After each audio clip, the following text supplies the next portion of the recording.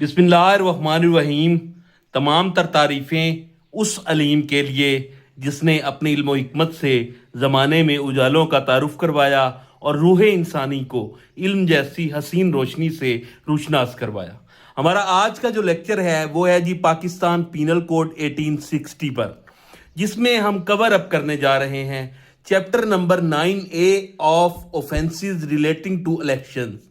यानी कि आज के लेक्चर में हम कवर अप करेंगे सेक्शन नंबर 171A से लेकर सेक्शन नंबर 171J तक, आपकी आसानी के लिए, ताकि आपको सेक्शन नंबर 171A से लेकर सेक्शन नंबर 171J तक सेक्शंस फिंगर टिप्स पर याद हो सकें।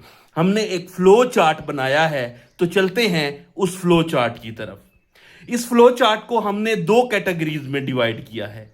Election offences, number 1 definition part और number 2 punishable part. Definition part में सेक्शन नंबर 171A में कैंडिडेट की डेफिनेशन दी गई है और इलेक्टोरल राइट की डेफिनेशन दी गई है। सेक्शन 171B में ब्राइबरी की डेफिनेशन दी गई है। सेक्शन 171C में अनड्यू इन्फ्लुएंस की डेफिनेशन दी गई है और सेक्शन 171D में पर्सुनेशन एट इलेक्शंस, इसकी डेफिनेशन दी गई है।